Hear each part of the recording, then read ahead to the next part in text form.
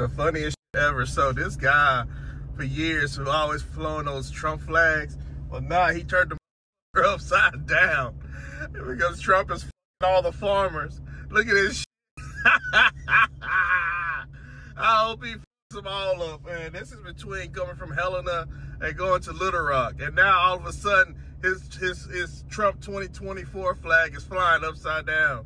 He had to pay a lot of money for that, man. They put that flagpole there, and for years he's always flown the Trump flags, and Trump fucked him in 2016 and to 2020, and now Trump's from 2025 all the way to 2028, and now now it's upside down and half mast. I hope he out his whole farm. I hope he destroys them with his stupid tariffs and like he's fucking all these farmers. Well, good for you, sir. I guess you fucked around and found out, huh? Farmers have been getting absolutely destroyed by this Trump administration, and this MAGA farmer actually is losing his farm, and he's still supporting Trump. He's still a diehard MAGA supporter, and it's gonna blow your mind. But he's not the only one, and there's so many farmers out there who voted for Trump, and now they're getting destroyed by tariffs and mass deportations. Even as the stock market begins to tank, so many countries around the world are deciding to not buy some of our products. It's crazy to think. Look at the stock market here today. This happened 2 days ago, and we're down 1,500 points from the S&P 500. And it's crazy to think that this has happened so fast, and this is only the beginning. Funding has been destroyed. It's been cut out completely, and now farming is starting to become unprofitable.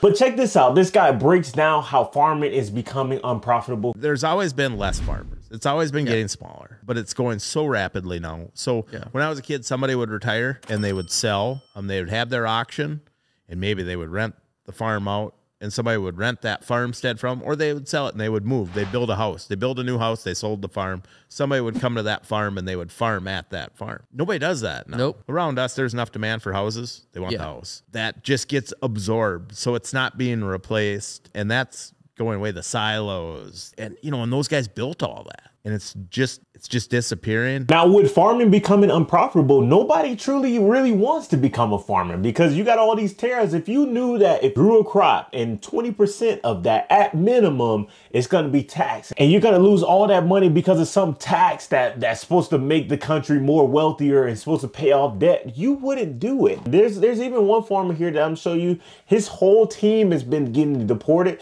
and now he barely has a team that showed up the next day to start working. Check this out. Want to get rid of illegal immigrants? Quit eating. And that's for everybody. That's, nationwide. If you want to get rid of them, quit eating. That'll solve the problem. But when only 5 pickers showed up this morning to harvest his sweet potatoes, farmer Keith Smith saw possible ruin, the loss of his $500,000 crop. They're running scared because of this new law. And you're in trouble. I'm in trouble, bad trouble.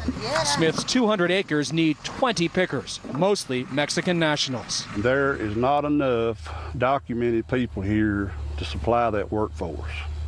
Most of your workers are here illegally. That's sure. If they got documentation, they got a better job than working for me.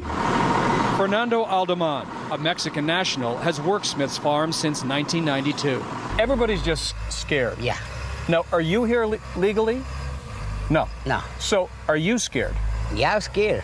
I'm scared, Smith's pickers make about $100 a day. He supports immigration laws, just not this one that threatens his 3rd generation. So now he's losing his farm, and you saw the reporter at the end even say he supports immigration laws. So now you're supporting this, and now they're deporting all your farmers, and now it's getting destroyed. Let me know in the comment section, am I getting this right, that he supports Trump? And now he's losing his farm, guys. It's scary times to think about, because so many farms are going out. Who knows how long is it going to be before we start eating food from the factories? Now, I know there's a lot of factory foods already been created now, but to think that there's so many vegetables eventually that might be from the factory. You might be in the carrot and it's gonna be some powder coming out of the carrot. Like, I don't know anybody who's lining up to say, oh, I want to go out here and work on a farm for $100 a day. Now, this next farmer is breaking down his experiences and how it's super unprofitable to be a farmer based on all the USA funding that's being cut out and all the trade wars that's been going on because of the tariffs and all these things out here, guys. So it's scary to think about, but let's check this out. How are you and your farm dealing with the uncertainty around this trade war? Well, thank you very much for having me. And the president said that he loved farmers. And this is a very critical time for America's farmers. Every time the president uses the word tariff, he caused complete chaos and confusion.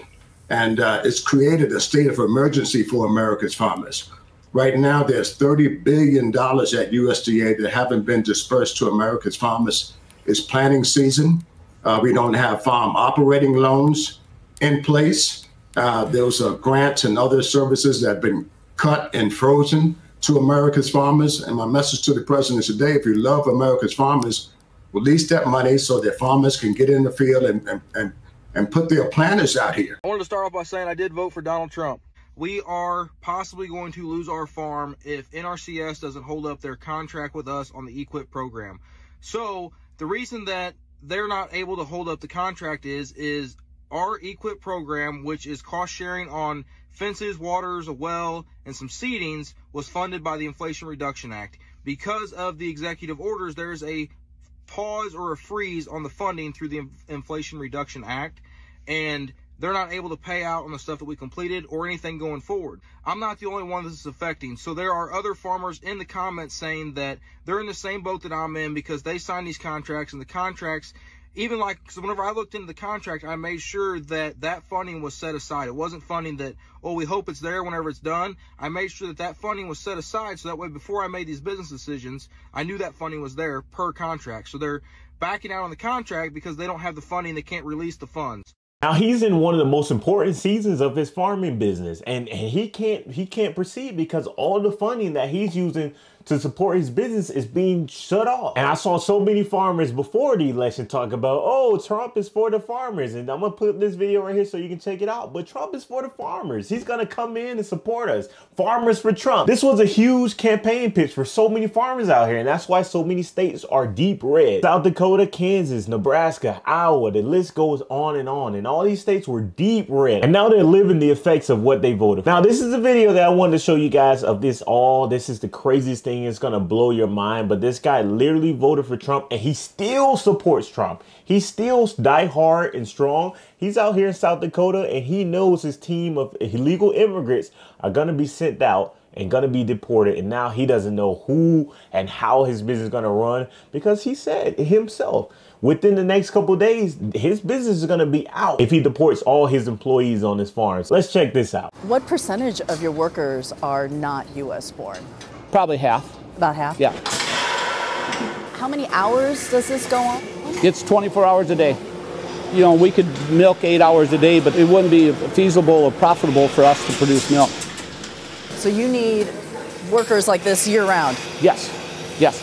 Governor Kristi Noem of South Dakota, her farm is just a few miles away. This farmer who voted for her, who voted for Trump, who still supports them, doesn't believe that they would round up immigrants and ask them for their immigration status because it's an open secret that farms in this state are held up by undocumented workers. Are you worried, like some of your other farmers, that if there were a mass roundup of undocumented migrants, that you might lose workers? You might not have enough workers. Well, the question I asked, how are they going to do that? Within 2 days, we will not have food. There will not be food anywhere. 2 days? Yes. That's why I predict nobody will be filling the shelves, nobody will be producing food. If we once have to shut down and be gone, it's never coming back. Does Governor Noem understand that? I would think so. You have a lot of faith that they're not going to do what they're saying. That's pretty much what I'm thinking. So we have to trust in our officials that are put in place. And listen at what he said that entire video. He said that he still supports it and he's just got to trust the process and he don't know what to expect. But I wonder where he is at today. I wish somebody would do a follow-up. Let me know in the comment section if they did a follow-up on this video. If you found it anywhere, I don't know, send it to me on Instagram. Trump is deporting so many immigrants, so it doesn't matter if they're documented or not. He's just getting rid of so many people. You saw the Haitians and the Cubans out here that got to get deported, even though they were technically legal within the country. So it's crazy to think about that he still supports Trump. He still supports this. It blows my mind, guys. But if you enjoy great content like this, hit the like button, hit the subscribe button. I'll see you guys next video. We out. Let's go.